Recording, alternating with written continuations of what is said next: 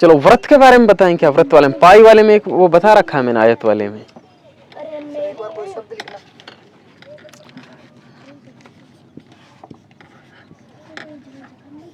ये देखो, दिख रहा है कि साफ? इधर देखो, चालू कैमरा। नमस्कार सभी साथियों को, मैं आदिल खान अपनी पाठशाला के YouTube चैनल पर आप सभी का स्वागत और हार्दिक अभिनंदन। हम अपनी पाठशाला जो कि चूरू में है, यहाँ बच्चों को ऑफलाइन पढ़ाते हैं। हमारी एक नई पहल है कि जो बच्चे ऐसे हैं अपनी पाठशाला नहीं आ पा रहे हैं या फिर दूरस्थ स्थान से हैं, तो उनको ऑनलाइन पढ़ाई का भी एक मौका मिले। जिस तरह हम इन बच्चों को पढ़ा रहे हैं तो वो भी इन चीज़ों को पढ़ें और समझें। तो हम आज बच्चों को जनरल मैथमेटिक्स के बारे में कुछ बताएंगे, कुछ टर्म्स कराएंगे। तो देखिए वीडियो को और देखिए। आज तारीख कितनी है बच्चों? 30 जुलाई है आज, है ना।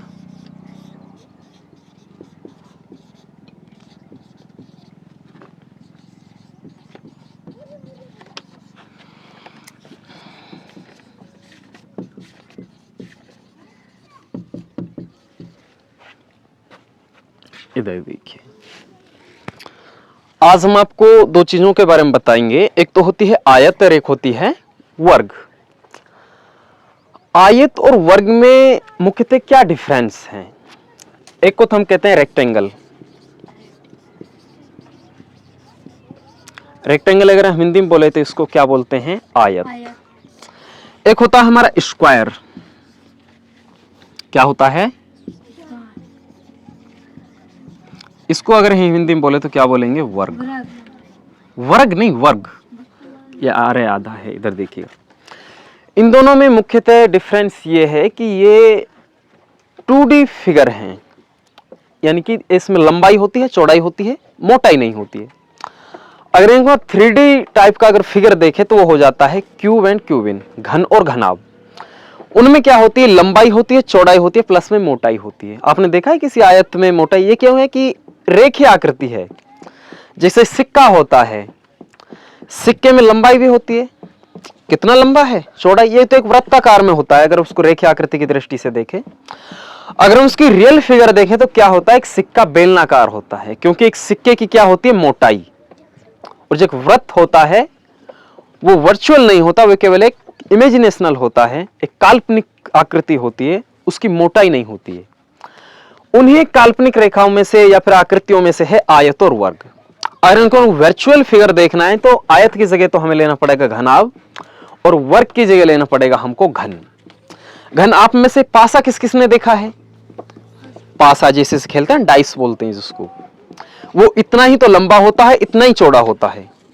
तो वो एकदम सबसे अच्छा उदाहरण है वर्ग का। आपने आटे की टंकी देखी होगी जो ऐसे चौकोर वाली होती है, वो सबसे अच्छा उदाहरण होता है घनाभ का। इनमें मुख्यतः अंतर क्या होता है? आयत में, आयत का एक बार मैं आपको एक फिगर बनाता हूं। इसे आयत, ये क्या है? हमारी आयत है। अगर हम इसकी एक्यूरेट डेफिनेशन की बात करें, एकदम सटीक परिभाषा, तो बहुत शॉर्ट है और स्वीट है, बहुत छोटी सी है। ऐसा चतुर्भुज। चतुर्भुज क्या होता है? जिसमें 4 भुजाएं होती हैं। लेकिन आयत सभी चतुर्भुजों में अपना एक विशिष्ट स्थान रखता है। वो ये है कि इसका प्रत्येक कोण 90 डिग्री का होता है। कितने डिग्री का होता है? 90 डिग्री का। और 90 डिग्री के कोण को हम क्या कहते हैं? समकोण कहते हैं। क्या कहते हैं? तो एक तो इसका सबसे जो मेजर एलिमेंट्स बना या फिर सबसे मुख्य जो गुणधर्म बना आयत का, वो क्या होता है कि आयत का प्रत्येक कोण 90 डिग्री का होना चाहिए। प्रत्येक कोण 90 डिग्री का होना चाहिए। अब इसके बाद देखेंगे जो आमने सामने की भुजाएं हैं वो क्या होनी चाहिए? एकदम बराबर होनी चाहिए। मान लीजिए उदाहरण के तौर पे, जैसे इसकी लंबाई है भुजा AB, लिख देते हैं हम, इसका नाम दिया हमने AB, इसका नाम CD या फिर DC कह सकते हैं इसको। अगर इसकी लंबाई 25 सेंटीमीटर है तो इसकी भी 25 सेंटीमीटर होनी चाहिए, अगर हम इसको आयत मानते हैं और आयत के रूप में से देखना चाहते हैं।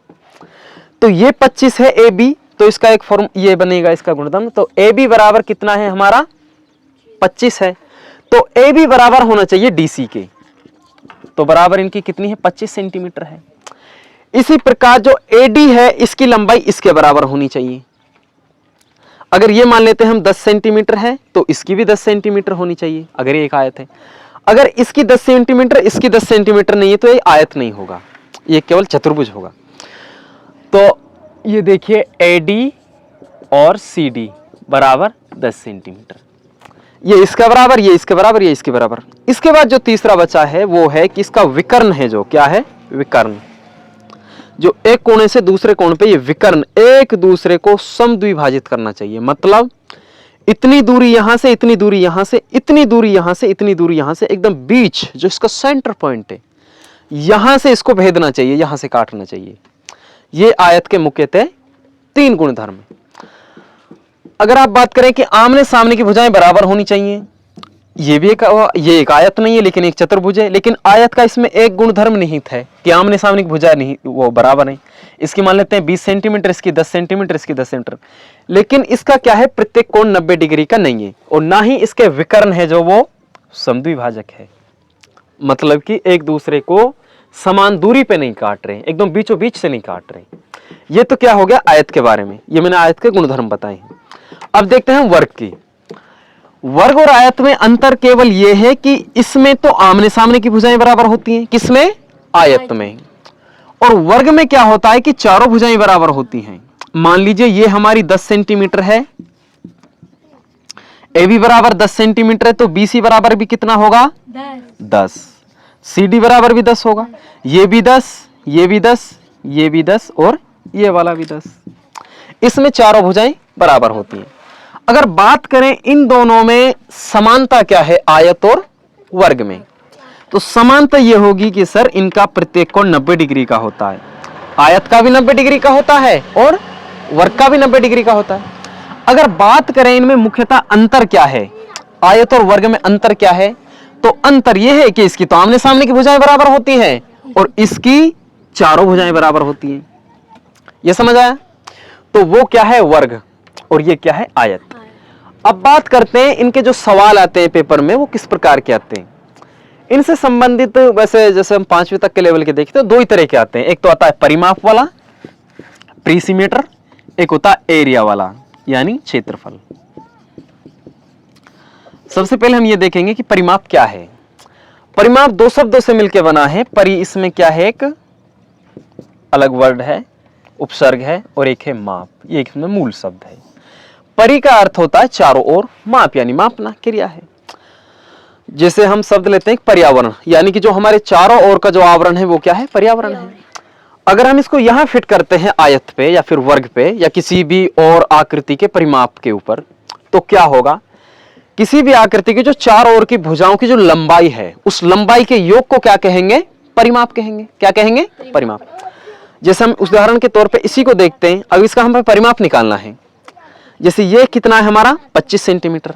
मैंने प्रश्न में क्या बोला था इसकी डेफिनेशन में कि चारों ओर की भुजाओं उनका लंबाई क्या देखना है लंबाई, और उनको लंबाई का योग करना, उनको एडिशन करना, जोड़ना है। तो 25 सेंटीमीटर ये हो गया हमारा और 25 सेंटीमीटर ही ये हो गया, तो 25 प्लस 25, एक तो ये हो गया आमने सामने की भुजाओं वाला, एक ये हो गया 10 प्लस 10, 10 प्लस 10, 25 प्लस 25 50, 10 प्लस 10 20, तो ये कितना हो गया हमारा 70 सेंटीमीटर। अगर हम इसको सेट करें एक फॉर्मूले के तौर पे, अगर जैसे हम एक फॉर्मूला बनाएं कि आयत का परिमाप का सूत्र क्या होगा, तो वो हो गया 2 गुणा लंबाई प्लस चौड़ाई। 2 का गुणा करेंगे, लंबाई कितना है हमारा 25 प्लस चौड़ाई कितनी है 10, कितनी है 10। अब 2 गुणा 25 10 कितने होंगे 35 बराबर, इसका गुणा करेंगे 35 का गुणा 2 से करेंगे तो कितना होगा 70 सेंटीमीटर, क्योंकि इसकी जो टोटल लंबाई है चारों ओर की कितनी आई है 70 सेंटीमीटर। इसमें स्क्वायर नहीं लगेगा, स्क्वायर लगता है केवल और केवल क्षेत्रफल में, फिर उसको आगे क्यूब भी आता है, वो आता है वॉल्यूम में, घन में आता है, वो आयतन में। अब बात करें इसके परिमाप की, इसका परिमाप क्या होगा आपको पता है कि चारों भुजाएं जोड़ देनी है, सामान्य सी है 10 10 10 10 कितना हो गया 40 हो गया। अगर हम फिर भी बात करें इसका हमें फॉर्मूला बनाएं ताकि हमें याद रहे, तो वो क्या होगा 4 गुणा भुजा, 4 का गुणा भुजा से कर देना। भुजा का मतलब यहां से है कि भुजा की लंबाई कितनी है, तो 4 का गुणा करेंगे अपन 10 से, तो बराबर कितना आएगा 40 सेंटीमीटर। कितना आया 40 सेंटीमीटर। अब आप इसको आप उतार लिए एक बार, फिर हम इसका बात करेंगे क्षेत्रफल वाले की, है ना। ओके, ठीक है।